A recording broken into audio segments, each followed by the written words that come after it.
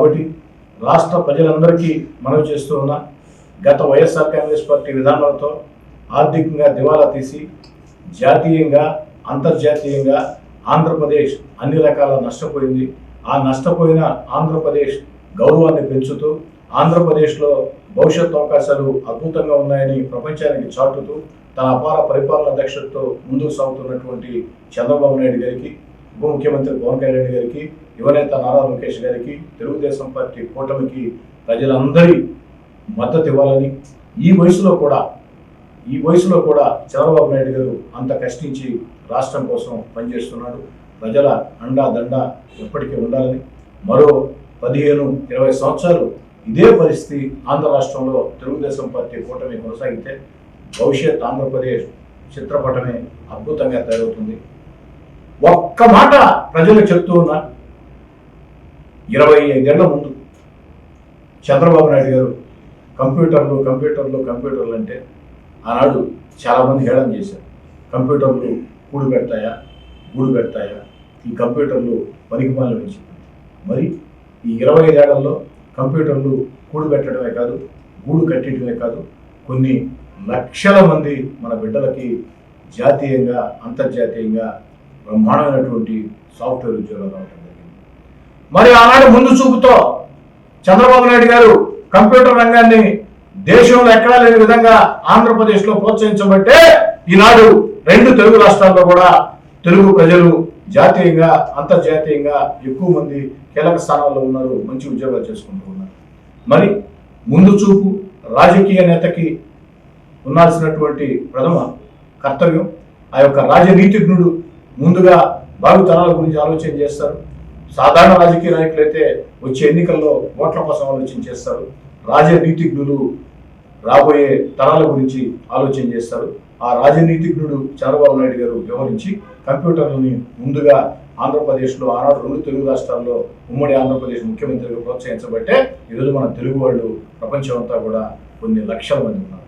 అందుకే అలాంటి చంద్రబాబు నాయుడు గారి మీద అక్రమ కేసులు బనాయించి వైఎస్ఆర్ కాంగ్రెస్ పార్టీ ప్రభుత్వం ఏదైతే జైలులో పెడితే ఒక రాష్ట్రం కాదు, ఒక దేశం కాదు, ప్రపంచంలో ఉండే అనేక దేశాల్లో, భారతదేశంలో ఉండే అన్ని రాష్ట్రాల్లో సాఫ్ట్వేర్ ఉద్యోగులు, కంప్యూటర్ ఉద్యోగులు విధుల్లోకి వచ్చి మాకు భవిష్యత్తుని ఇచ్చినటువంటి మా నేతని అక్రమంగా జైల్లో పెడతారని చెప్పని కంప్యూటర్ ఉద్యోగాలు చేసుకునే బిడ్డలు ఎంత బిజీగా ఉంటారో మీకు తెలుసు.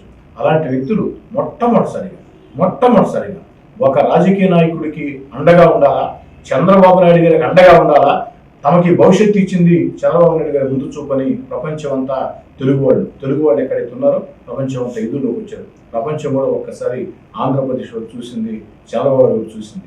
మరి ఈనాడు క్వాంటమ్ వ్యాలీ, ఈరోజు ప్రపంచం అంతా కూడా క్వాంటమ్ వ్యాలీ అని చూస్తూ ఉంటే భారతదేశంలో అందరూ ముఖ్యమంత్రుల కంటే వేగవంతంగా చంద్రబాబు నాయుడు గారు క్వాంటమ్ వ్యాలీ అని చెప్పని ఈ యొక్క క్వాంటమ్ వ్యాలీ ప్రోత్సహిస్తూ దీనివల్ల రాబోయే రోజుల్లో అద్భుతాలు జరగబోతున్నాయి. ఒక పక్క ప్రభుత్వ ఉద్యోగాల కల్పన, మరో పక్క ప్రైవేట్ రంగంలో లక్షల ఉద్యోగాలు, మరో పక్క ఈ క్వాంటమ్ వ్యాలీ ఫలితాలు, ఇవన్నీ కూడా ఆంధ్రప్రదేశ్ని భవిష్యత్తులో అగ్రగామిగా నిలబెట్టబోతున్నాయి.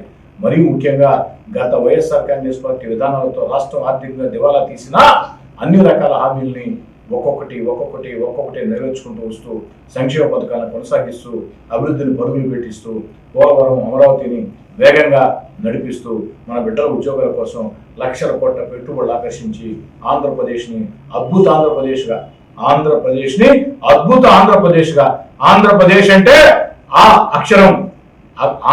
అక్షరకమే కాదు, దేశంలోనే అగ్రస్థానంలో ఉండే విధంగా ఏదైతే ముందు సాగిపోతున్నటువంటి చంద్రబాబు నాయుడు గారికి, తెలుగుదేశం పార్టీ కూటమికి ప్రజలందరూ మద్దతు ఇవ్వాలని, మరోసారి యువనేత నారా లోకేష్ గారికి ఏదైతే మెగా డిఎస్సి ఆ మాట కట్టుబడి, ఎన్నికల్లో ఇచ్చిన హామీ కట్టుబడి, పాదయాత్ర ఇచ్చిన హామీ కట్టుబడి మెగా డిఎస్సి చర్యలు తీసుకున్నారు.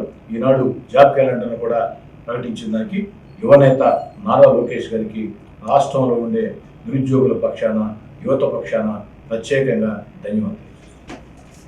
ఉగాది శుభాకాంక్షలు. తీపి చేదు కలిసిందే జీవితం, కష్టం సుఖం కలిసిందే జీవితం.